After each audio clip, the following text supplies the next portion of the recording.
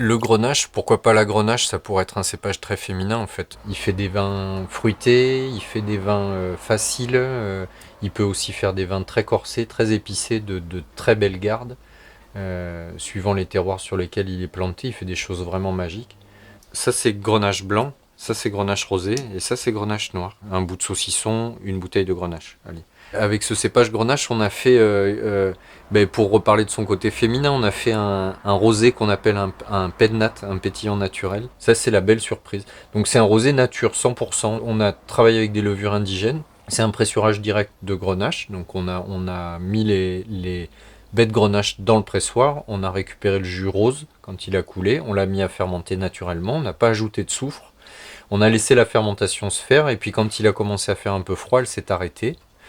Et à l'été, au printemps plutôt, quand il a commencé à faire chaud, elle est repartie naturellement. Et nous, on a kidnappé le nectar en bouteille. Donc là, il est embouteillé et prêt à boire avec une légère bulle très très fine et un poil de sucrosité. Ça fait un apéritif délicieux, quoi. Donc c'est des vins issus de l'agriculture biologique. Donc l'idée, c'est de travailler le plus naturellement possible à la parcelle. On n'utilise pas de chimie à la parcelle et on n'en utilise pas à la cuverie non plus. Pour préserver et un effet de terroir, on travaille avec des levures naturelles, donc les levures indigènes du raisin, et pour préserver un côté millésime, c'est-à-dire que si le millésime en cours a donné des rendements bas, on aura effectivement des vins plutôt denses, charnus et de bonne garde. Et si l'année a été riche en raisin et en jus, on aura des vins beaucoup plus légers, beaucoup plus friands, beaucoup plus faciles à boire.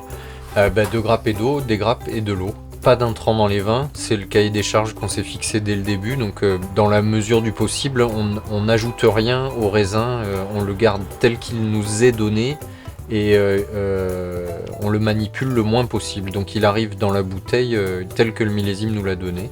Après, on était fan de cette lettre du haut accent circonflexe qui est aussi le haut de l'occitan. Et du coup, on a gardé ce D apostrophe O de grappes et d'eau.